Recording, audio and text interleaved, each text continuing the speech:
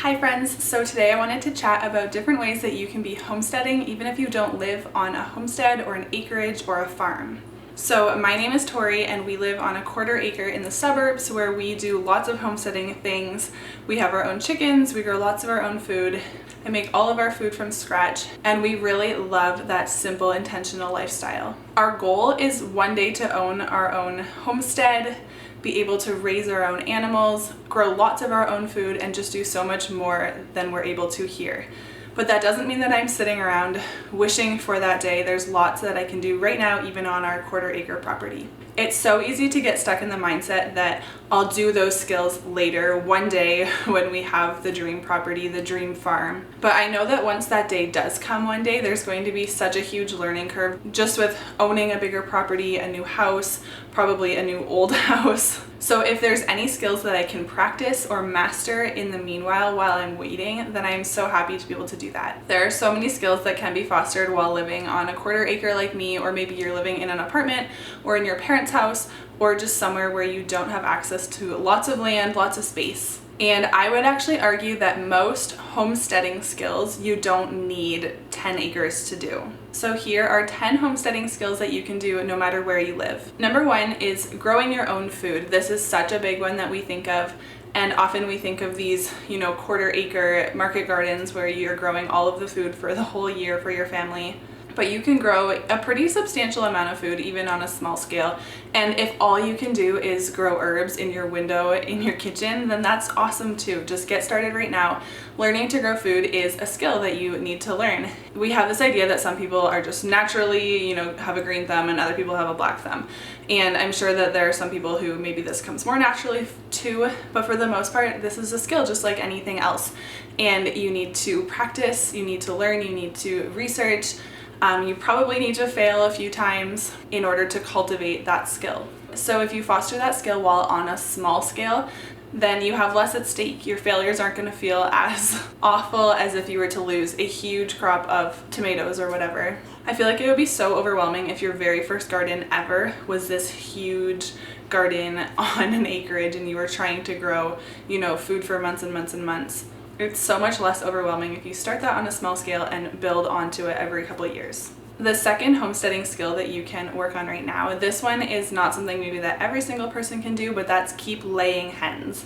So obviously this depends on the bylaws in the city that you live in, but we are allowed to keep laying hens. We have backyard chickens that give us eggs every day and it's so fun, it's so easy. Honestly, I feel like I was really overwhelmed by the idea of keeping chickens and it's been so easy to do. It only takes a few minutes of our day. And so many municipalities are allowing chickens.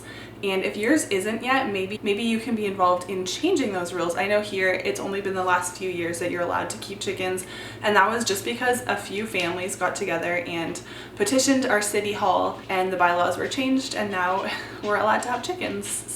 But really nothing beats having fresh eggs from our backyard. Number 3 is learning to can or ferment or preserve the food that you grow or just food that you buy at the grocery store. Maybe you get a really good deal on something and you can't use it all up right away. So learning different ways to preserve that food.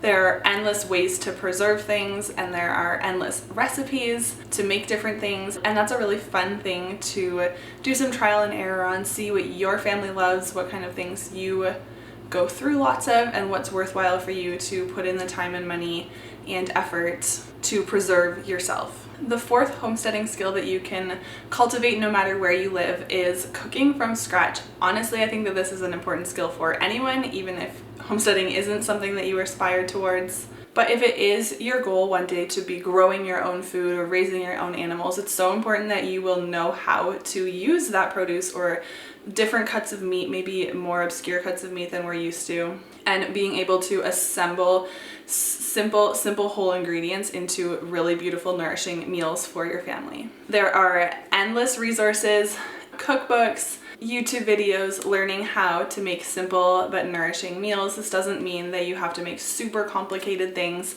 There's so many delicious ways that you can use simple ingredients and make really, really delicious food. The next homesteading skill might be my very favorite, and that is learning the art of sourdough. And it really is an art, and I say that because some people think that they're going to bake their first loaf of sourdough and it's going to be this beautiful artisan loaf. But for most people, you are going to bake some pretty crappy bread before you have those beautiful loaves. And it does take practice, but it's so rewarding, it's so delicious, it's such a fun skill to master. And if you have been interested in sourdough, maybe you've tried it before and you failed, I do have a sourdough ebook. I've been doing sourdough for about 3.5 years myself, and I have an ebook that basically goes over everything that I've learned. And you can also purchase my dehydrated sourdough starter so that you can make your own starter, and it's active and ready to go. The next thing that you can do, regardless of where you live, is hang dry your laundry. This is such an old-fashioned habit that we've kind of got out of touch with, and honestly, I love hang drying my laundry. There's something about it to me that's so therapeutic. I love knowing that I'm saving money, it's better for the environment, and it's better for your clothes. If you are hang drying your clothes, they're gonna last longer, they're going to hold their shape nicer. We have a clothesline that we use outside all summer, all spring, summer, and fall, and then in the winter it's too cold here to hang dry outside, so I do have to do it inside my house, and I just use a hanging rack, and sometimes I'll use a fan just to kind of, you know, help it dry a little bit faster. But I'm a big fan of hang drying my clothes. The next thing that you can do is get to know your local farmers. So maybe you can't have your own laying hens, but you can get to know someone locally who has pasture-raised chickens and you can buy eggs from them. Or you can purchase a CSA box from a local farmer who grows beautiful produce all summer long, and you can purchase that, and that's a great way to support someone in your community, and you also get awesome benefits from it. You can meet local farmers through local Facebook groups, Instagram, farmers markets, or word of mouth. Once a year, we purchase about 1/8 of a cow from a local farmer. Lots of people do half a cow or a full cow, which is a ton of meat. 1/8 of a cow lasts our family about a full year, and that's been plenty for us. But that's an awesome way that we are able to source amazing food for our family and also support another family. And of course it's an investment up front, but in the long run it ends up being cheaper and way better quality than the grocery store. Okay, and the next skill is learning basic woodworking or carpentry skills. So I'm basically convinced that you need to have some basic handyman skills in order to have a homestead, especially if that comes with an older home or an older barn or anything like that. Whether it's home repairs, which honestly happen even in a newer house, fixing fencing, building garden boxes, there are always little tasks to be done. And if you are able to just, you know, operate like a saw or a drill, just really simple things, you don't have to be a master carpenter by any means, but those basic skills will come in so handy. The next skill is learning to make your own household items. So this could range from household cleaners to soaps to body washes. Some people make their own laundry detergents, so obviously this encompasses lots of different skills, but just learning how to make items that otherwise you would go to the store and buy. This is also a fun thing to do in the winter. If you live somewhere where you're not going to be growing food in the winter, you can learn some of these hands-on skills that you do inside your home in the winter, no matter where you live. And this is a great way to save money. It's a great way to be in control of the materials, the ingredients that are in your products and in your home. And the 10th thing that you can do, even if you're not living on your dream homestead, is learn about the skills that you one day hope to be able to do. So maybe you dream of keeping bees one day. You can learn about beekeeping, maybe meet a local beekeeper, watch YouTube videos, or maybe you want to learn how to grow your own food, but you don't have the space. You can still learn some of those skills before you're able to do them. You can learn about keeping your own family dairy cow, or growing fruit trees, or how to build a log cabin. There are just so many things that you can watch videos on, take out books from the library, meet locals who are doing the things that you one day want to be doing, and learn some of those skills now before you need them. So those are 10 homesteading skills or things that you can be doing right now, regardless of where you live.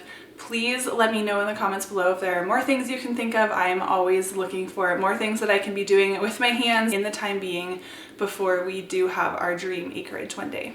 So thank you so much for watching, and I will see you again in my next video.